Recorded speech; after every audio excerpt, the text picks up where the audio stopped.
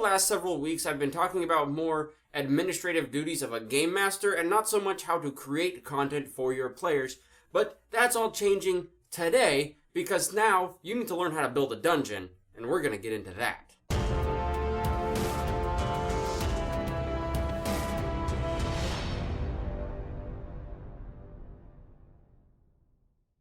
Hey fellow Game Masters, I'm Richard Quiner and welcome to Dungeon Building 101. Before we jump into the content of this video, I just want to say this is actually a 3-part series where we're going to go through all the steps of building a dungeon, from creating the rooms, adding the encounters, and designing the actual battle map. So stick around, watch all the videos, learn the basics, and then you can go on from there. But for now, today, we're just going to design the dungeon that we're going to be in. So, what is a dungeon? Let's talk about that for just a short moment. A dungeon, when you picture the word dungeon, what comes to mind? Usually it's a dark place, probably damp or moist, dripping water in the distance, stone walls, anything like that. That is usually the first thing that comes to mind when you think of a dungeon, but in reality, in these kind of games, a dungeon is anywhere where a player goes from room to room or place to place, where they encounter different things, whether it be combat or puzzles and such, to create a sense of adventure for them. It's where they find adventure, are these dungeons. And it can be anywhere. It can be in the place that you imagine in your head when I say dungeon. It can be in just a room of a house. It could be at a monastery or a temple or on the ship, out in the ocean. There's tons of places where you can find a dungeon.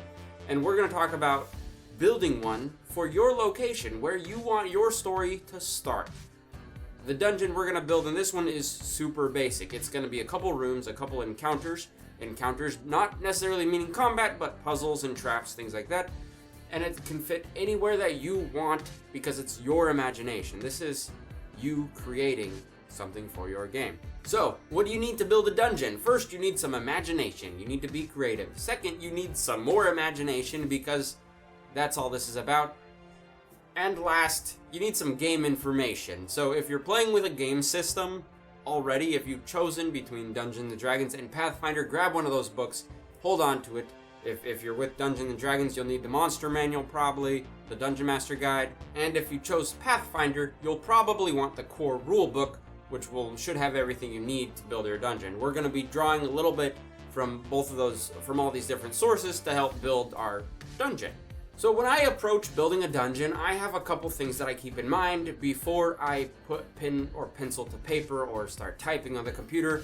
And I've found that having this thought process has helped me create some interesting areas for my players to go. And first off in that is, I want to think with words before I think with vision, like images, actual drawings or something. So I try to describe things first as words, how I would describe them at a table. Remember, being a game master and running a tabletop role-playing game is mostly using words and adjectives and things to describe and paint a picture, a mental picture for your players.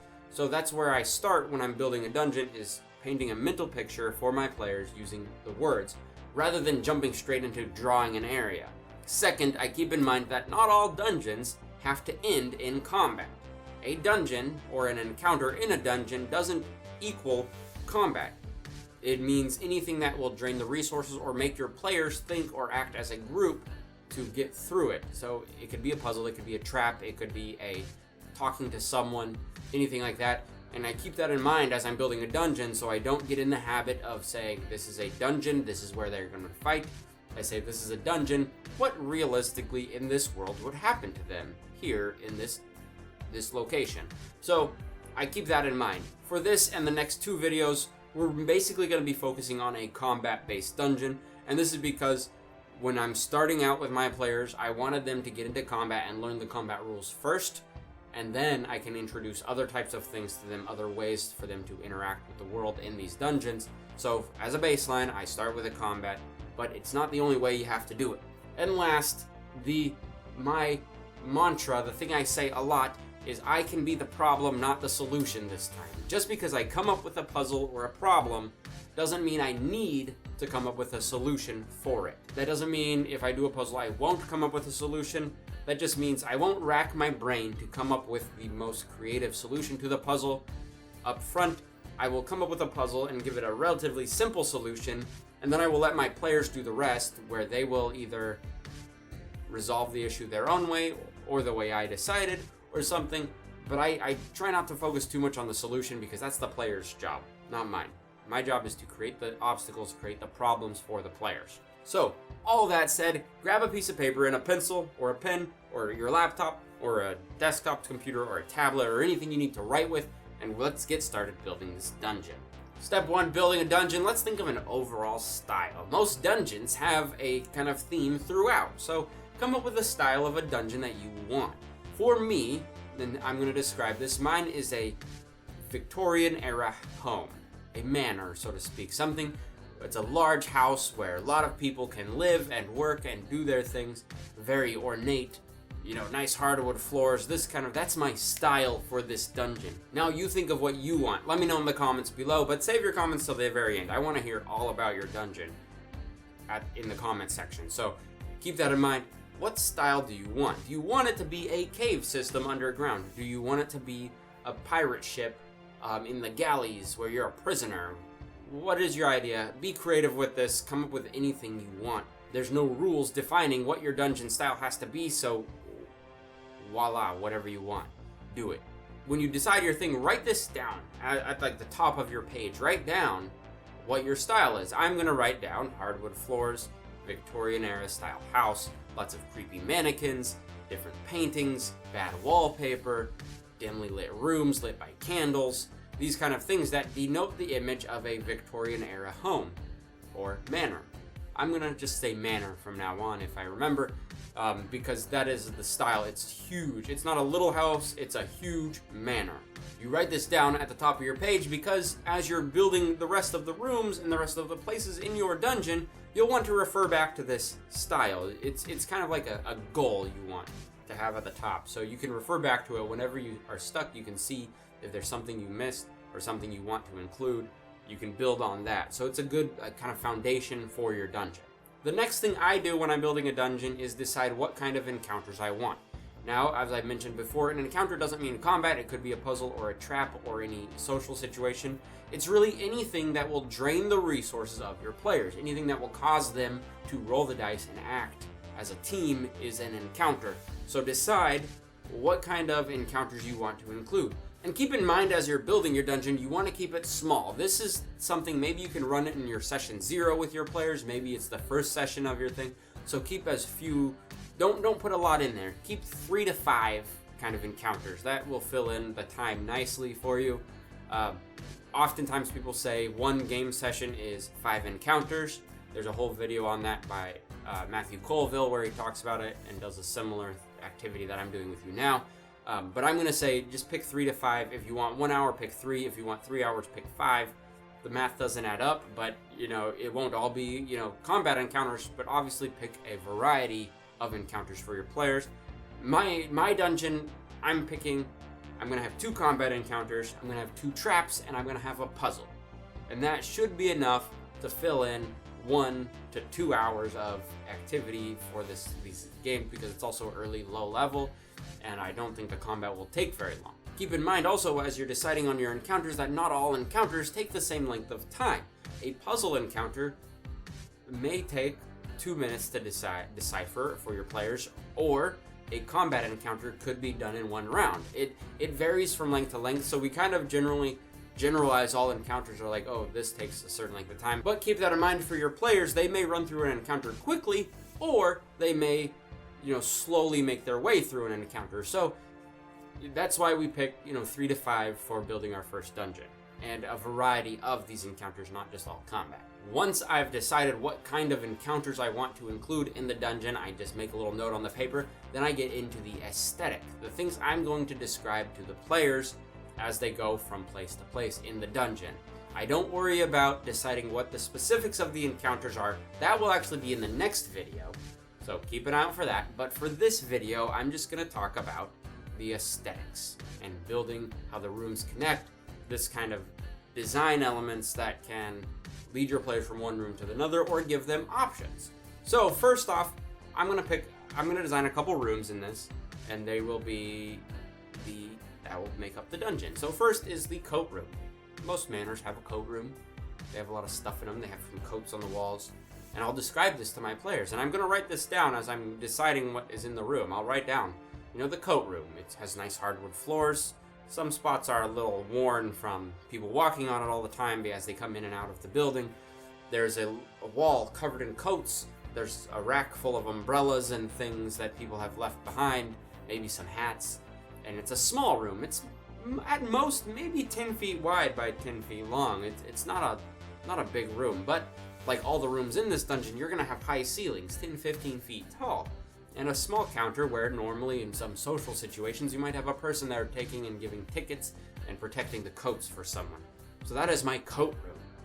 That is room number 1, and it has one entrance and one exit at opposite end. So one side you have the door that leads outwards away from the dungeon, and the other one you have the door that leads inwards closer into the more difficult parts of the dungeon. Room number 2 is more of a hallway. It's a place where as you enter the room, you see it extends to both sides. Good 25 feet to the left and 25 feet to the right.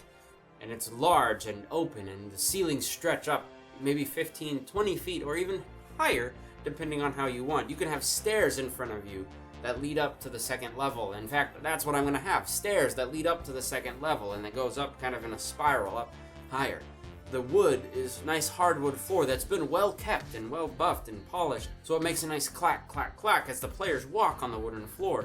On the sides, in strange little cabinets, so to speak, or display cases, are small armor statues. I'm just going to call them armored statues. They're halfling-sized, wearing heavy metal armor or chainmail or these ancient looking armors, carrying weapons. Why not? Have these statues carrying weapons. On the walls are paintings, and these are weird paintings. These are the type that are uncomfortable to look at because you're like, how long did the person have to sit there for this painter to finish that painting? And there's one for every former owner of the house, including the current owner, who's a small halfling wearing a derby cap with a large mustache. What the players see as they're looking around the room is at the far end to the left, there's a big double door that opens into a dining hall. As they go into the dining hall, they can see the ceiling gets even higher, because why not? Make it a 30-foot high ceiling. If you've ever been to Disneyland through the Haunted Mansion ride, you'll know what I'm talking about. There's tables all through the middle of the room. There's more paintings on the wall, including the one of the owner of the manor, the halfling with the derby cap. Is still on the walls everywhere. You have more statues along the walls. You have a dinner set out, a nice long tables with tons of food, delicious looking food, turkeys and chickens and other birds and beefs and pig and vegetables, and why not have some desserts there? All manner of food are available on this table. You also have all these paintings, you have the statues lining the walls, you have bad wallpaper everywhere, and you have a side door that leads off to another area, but that door is locked. Why not lock it? It's the servant entrance anyways. The players may or may not want to go there, but we're not going to focus on that for our last room. Room number 4 is actually going to be the panic room. If you go back into the Great Hall off to the side, there is a hidden secret door that the players can or cannot find, depending on how they do things, but it is the panic room. It's a stone-lined room, very secure, very heavily armored, where it locks from the inside with a big lock on it, where it also includes magical ways to see throughout the manor. Sort of cameras, if you will, throughout, but they're magical based, so whoever is in there could see all parts of the manor, and that's off. And it's also small. It's maybe 20 feet by 10 feet long, wide. It's not a big room. It's designed so someone can run in there when there's danger and be safe. That's the panic room. So that's room number 4. So there you have it, 4 rooms that fit in this manner that make up the dungeon. This is my aesthetic that I've chosen for it. In your aesthetic, in your style of dungeon, tell me in the comments below, what are the styles that you came up with? What are the rooms you've come up with? And how would you describe these things to your players? Be creative with it. Just have fun. It doesn't matter if it's good or bad or not. It's just you riffing and being creative just for a couple minutes. That's all it takes. I genuinely hope this video has been helpful for some of you in designing your first dungeon. If you check back next week, we'll continue, and then the third week, we'll actually draw it out and create a map of our dungeon. So thank you for watching. Hit the subscribe button, hit the like button. You know where it's at. See you next time.